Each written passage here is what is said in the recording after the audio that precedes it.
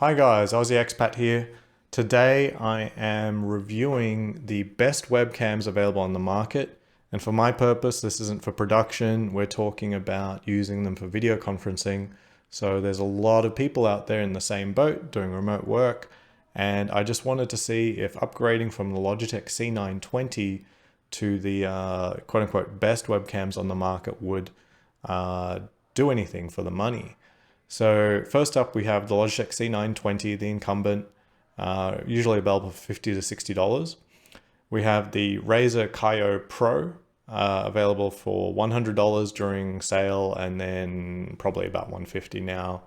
Logitech Streamcam, looking a little bit more pro here, but that's about $125, maybe a little higher. And the Logitech Brio or the 4K, available for about $150.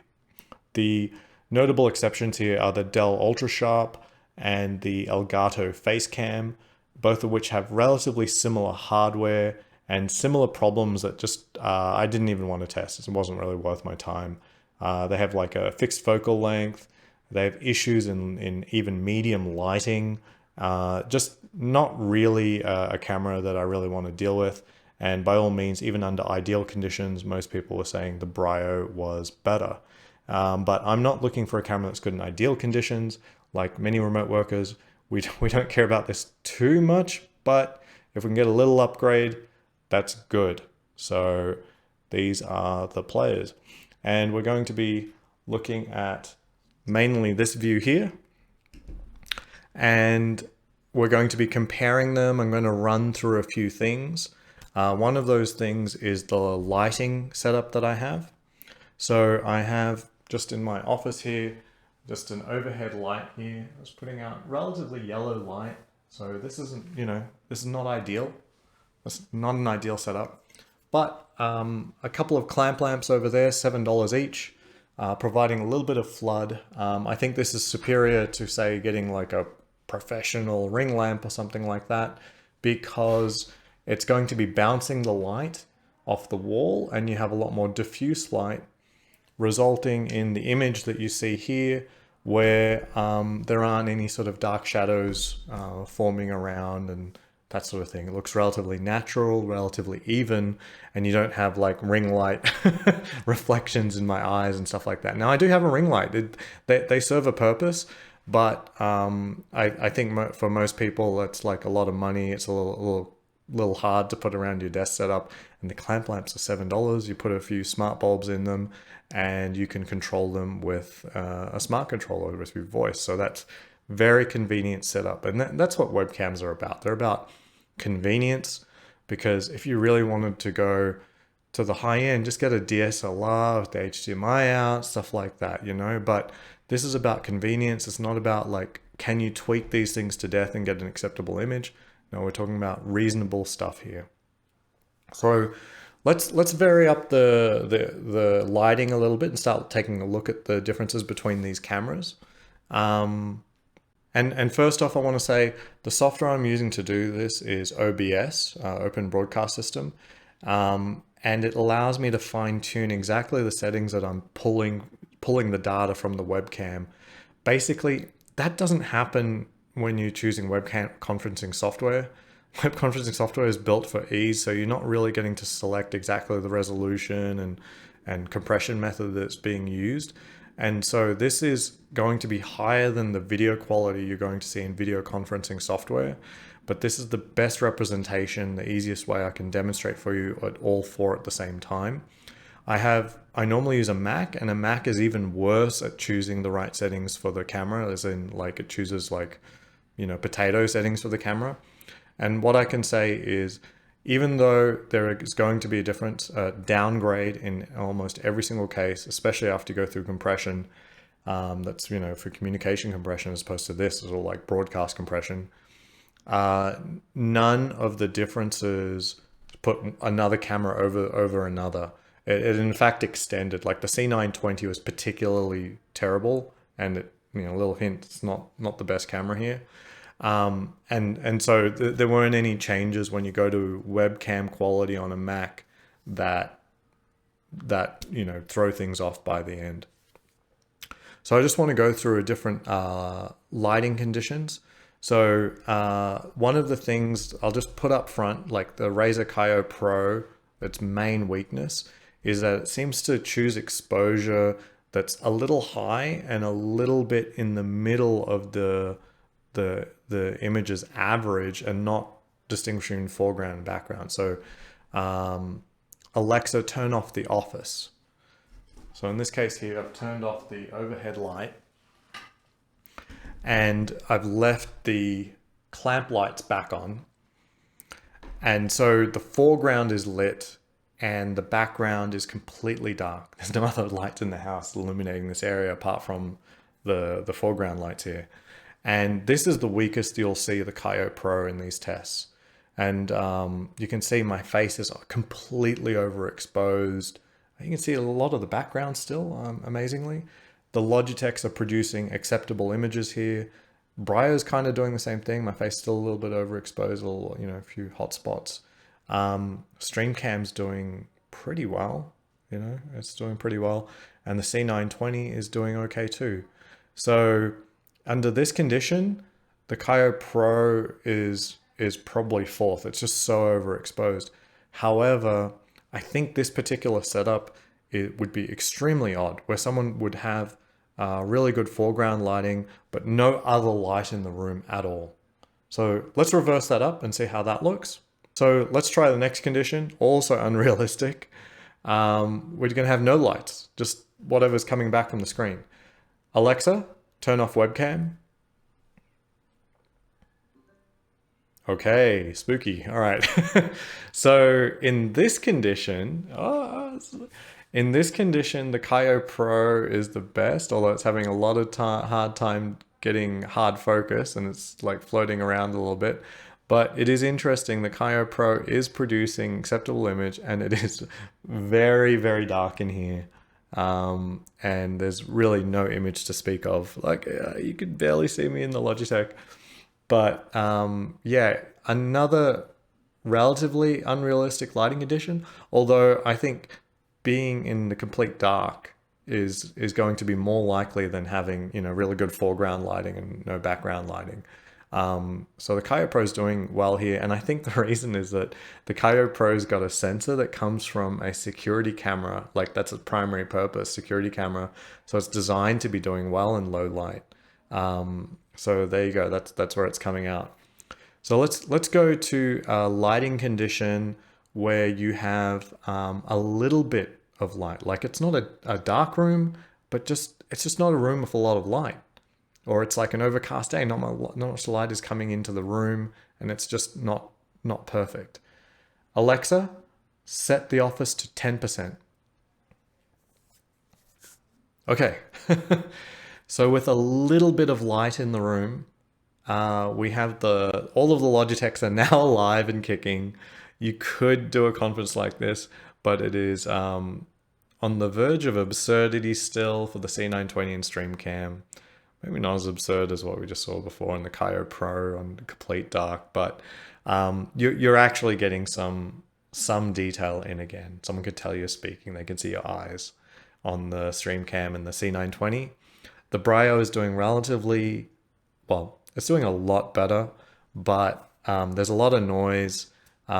It's lacking a lot of detail and the colors are, a little off. It's really not even close to a good picture. It's acceptable for communication, but it's not good. You can see here the Kiyo Pro is doing really well.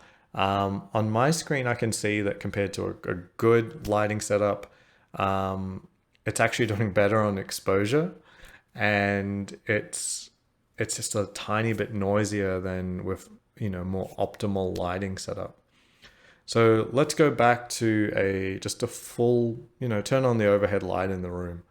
Alexa, set office to 100%. So I think this is going to be the most common setup a lot of people have, although I do think that if you're going to spend $100 plus on a webcam to improve your setup, spend $7 on a clamp lamp or two. But we'll get to that particular test next. So you can see the C920 is doing its thing. This is acceptable. C920 is very acceptable. I'm not telling any, this is still a recommendation for a C920. If your budget is solidly under 100, and if you can pick one up for 50 and this is your only webcam, maybe you're not primarily a remote worker, so you only need it occasionally, C920 is fine. Streamcam, it's a little better. I'm liking the colors just a little bit. They're not as saturated, but I think there's something very artificial happening on the C920. White balance is a little bit more correct on the Streamcam here. C920 is sort of fixed, it seems. It doesn't seem to adjust too well. Streamcam's doing okay. The Brio's got a pretty good image, although I think the redness in my face is a little bit weird. But overall, it's okay. I think the image is still a little bit noisy. The tree here looks superb on the Kiyo, but there's a sort of a pixely effect happening there, as if the 1080p is not real from the Logitech. Although it's can go up to 4K, it should provide a lot of detail. It's just producing very artifacty edges around there. And the just the detail level from the wood grain is coming out much better on the Kiyo Pro.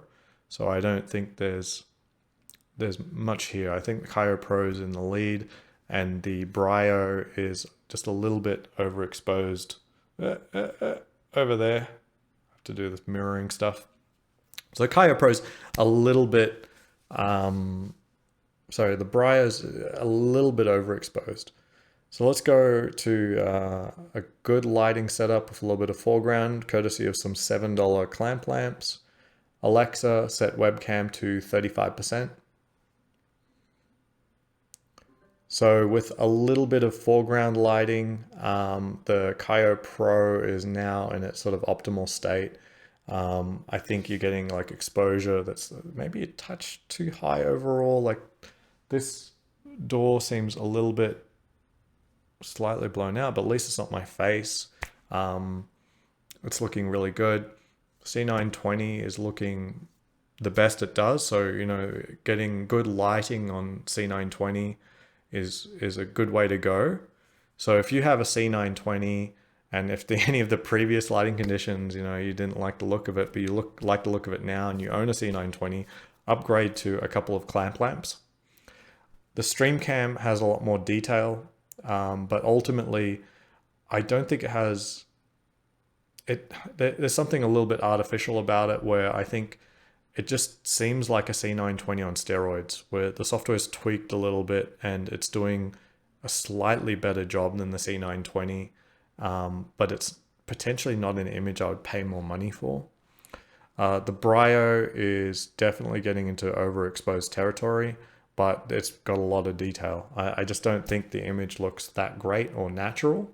And the Kiyo is, but it's kicking butt. You know, you get a lot of detail, much lower noise than the Brio, and you know, it just, the colors look really good. Like it looks really good. It's not DSLR sort of quality. It doesn't give you that sort of cinematic look, which is quite apparent if someone used like a prime lens and they've got that set up. You know, it looks really good. But this is definitely an upgrade, and it's kind of hard to not go from, say, the Kiyo Pro to the C920 and notice like one's a good image, the other is sort of like, you know, it's okay, it's a webcam. And again, just reiterating, I find this ranking where I say Kiyo Pro, Brio, Streamcam, C920, that this ranking also holds up in video conferencing. I've done experiments with my wife where I video conference to her over there, and she sees the image, I take a look, and yeah, this holds up under video conferencing even on a Mac. I would say that you're really not going to go wrong with the Brio. I think it's not great. It's not better than the cheaper Kiyo Pro, so I wouldn't recommend it in that way. I think the Streamcam is such a minor upgrade from the C920 that I would just leave it alone. It's not really an upgrade, not worth the money. So really, C920 is okay. If you haven't got clamp lamps or slightly better lighting, get that first, and then your next upgrade might be the webcam. And between the Brio and the Kiyo Pro, I think the Kiyo Pro is more versatile under different lighting conditions and produces a better image in almost all of those lighting conditions, except for the one where you've got good foreground lighting and no background lighting for some reason. Now, there is one more use case where I think the Kiyo Pro is a little bit weak, and that is to do with its autofocus. So I'm just going to hold a remote up to the C920, get it to focus in. Come on, you can do it.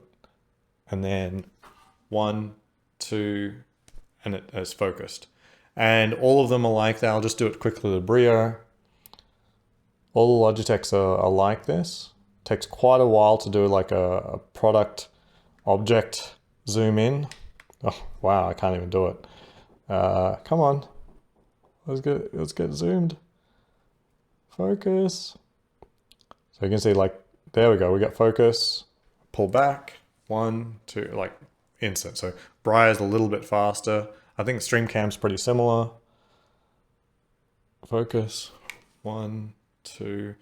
I'd say Streamcam's doing about what the C920 did, took about 2 seconds. Brio is like instantaneous in terms of pulling back out. But they're all pretty slow. So on C920, at getting that initial focus, if you try to punch in on something relatively macro, like very difficult. Okay, we're almost had it for a second. So this is just in general quite difficult. I'll go with the Brio. Brio's got it. Back in. Okay. Now it's me. Now come on, Brio. Focus in. Okay, it's got focus. Good. Come on. Hello. Brio. So the Logitechs are okay to do that kind of shot. Bit painful. Not very professional. You're fighting with it to get it to do that shot. But the Kiyo Pro is especially slow. So I'll show you the Kiyo. Okay, can we get focus? Come on, focus. Okay, we got it. 1, 2, 3, 4. So it really hunts around, and it is slow for that initial zoom in as well. Come on, we can do it. What am I doing wrong? Come on, you can focus. No, you're not going to give it to me today.